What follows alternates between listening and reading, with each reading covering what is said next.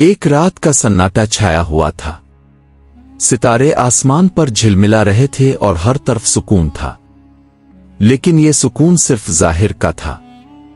शहर के गिल्ली कूचों में एक नेक दिल हुक्मरान अपने खादिम के साथ गश्त कर रहा था। इसका यह मामूल था कि वो रात के वक्त अपनी रियाया के हालात का जायजा लेता ताकि कोई भी जरूरतमंद उसकी नजरों से ओझल न रह जाए। इस हुक्मरान का नाम जमील था और वो शहर का हुक्मरान था। जमील के दिल में हमेशा अपनी रियाया की फिक्र रहती थी। वो जानते थे कि एक हुक्मरान की सबसे बड़ी जिम्मेदारी इसकी रियाया के हुकूक का ख्याल रखना है। वो ये भी जानते थे कि क़यामत के दिन अल्लाह के हुजूर उन्हें हर एक फर्द के बारे में जवाब देना होगा। इसी खौफ खुदा के तहत वो रातों को जाग कर लोगों का हाल पूछते और उनकी ज़रूरियात को पूरा करते थे। वो चलते चलते शहर के एक कोने में पहुंचे जहां गरीबों और मिस्कीनों की बस्तियां थीं। यहाँ के घर कच्चे थे और रोशनी का कोई इंतजाम नहीं था। गलियों में मुकम्मल तारीकी थी। अचानक एक कच्चे घर से बच्चों के रोने की आवाज सुनाई दी। ये आवाज ऐसी दिलसोज थी कि जमील का दिल लरज़ गया। वो फौरन इस घर की तरफ गए और रुक गए। घर के अंदर से एक औरत की आवाज आ रही थी जो बच्चों को दिलासा दे रही थी। मेरे बच्चों, सब्र करो, ये खाना बस पकने ही वाला है। थोड़ी देर और इंतजार कर लो। बच्चे भूख की वजह से बेहाल हो रहे थे और उनका रोना बंद नहीं हो रहा था। जमील को तशवीश हुई कि इतनी रात गए कौन लोग हैं जो इस तरह परेशान हाल हैं। वो खामोशी से दीवार के करीब गए और झांक कर देखा। जो मंजर उन्होंने देखा वो उनकी आंखों में आंसू ले आया।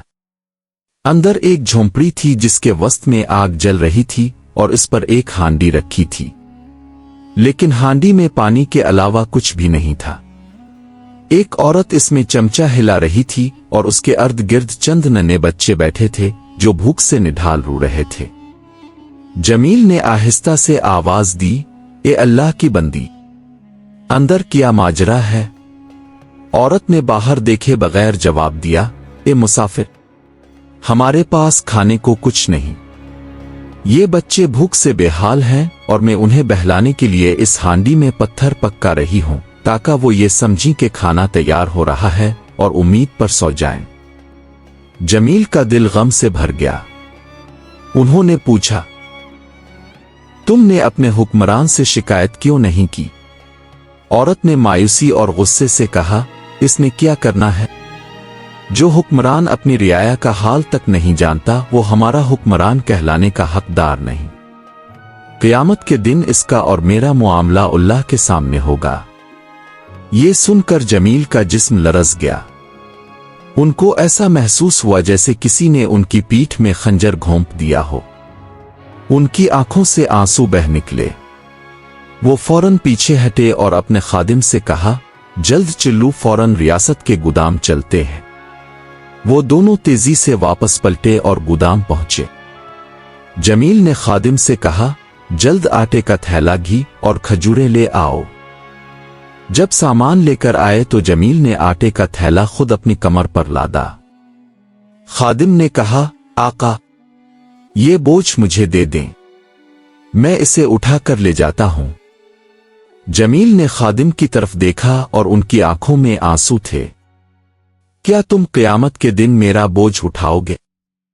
जब अल्लाह मुझसे इस बेवा और उसके बच्चों के बारे में पूछेगा तो क्या इस वक्त तुम मेरी जगह जवाब दोगे? नहीं, ये बोझ मेरा है और मैं खुद ही उठाऊंगा।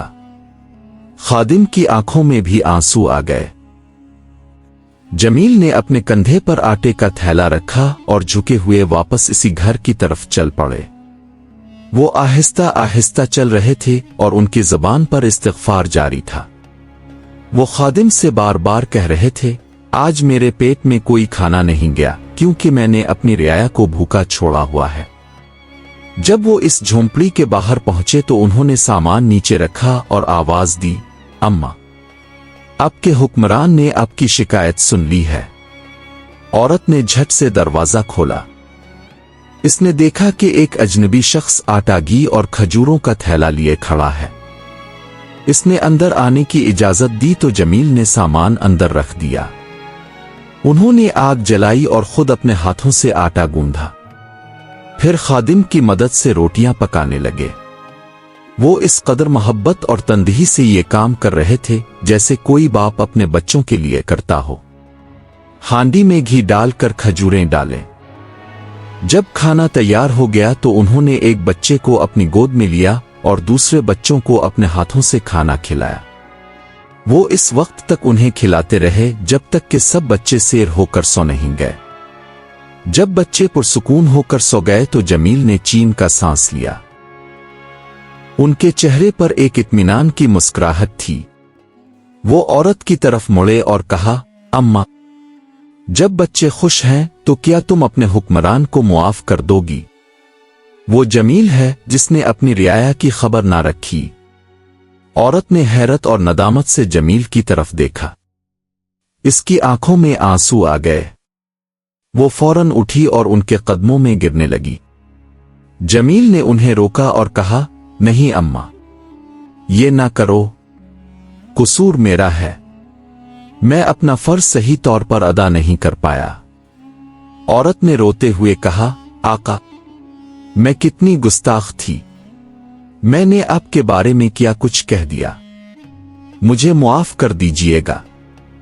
جمیل نے اسے تسلی دی اور فرمایا، اماں، اس کا کوئی ذکر نہیں، آپ کی شکایت بجا تھی، اللہ کا شکر ہے کہ آج میں نے اپنا فرض تھوڑا سا پورا کیا۔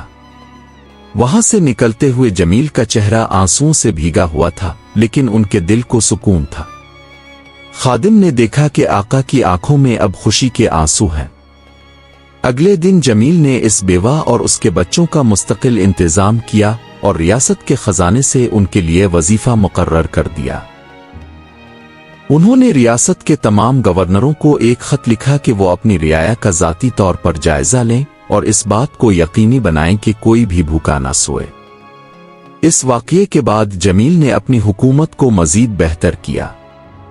انہوں نے ایک ایسا نظام قائم کیا جہاں پر کوئی بھی شخص بھوکا نہیں رہ سکتا تھا۔ یہ واقعہ ان کی بے مثال خدا خوفی، خود احتسابی، انصاف اور رعایا کے ساتھ محبت کی بہترین مثال ہے۔ یہ ہمیں بتاتا ہے کہ ایک سچا حکمران اپنے تخت پر نہیں بلکہ اپنی رعایا کے دلوں میں بستا ہے۔ خوفن خدا، جمیل کا سب سے بڑا سرمایہ ان کا خوفن خدا تھا۔ وہ جانتے تھے کہ انہیں ہر عمل کا حساب دینا ہے۔ یہی خوف انہیں راتوں کو جگاتا اور اپنی رعایا کی فکر کرنے پر مجبور کرتا تھا۔ ذمہ داری کا احساس، ایک حکمران کی سب سے بڑی ذمہ داری اس کی رعایا ہے۔ جمیل نے اس ذمہ داری کو صرف ایک عہدہ نہیں بلکہ ایک امانت سمجھا۔ عدل و انصاف، حقیقی عدل یہ نہیں ہے کہ صرف فیصلہ کیا جائے بلکہ یہ ہے کہ ہر انسان کی ضروریات کو سمجھا اور پورا کیا جائے۔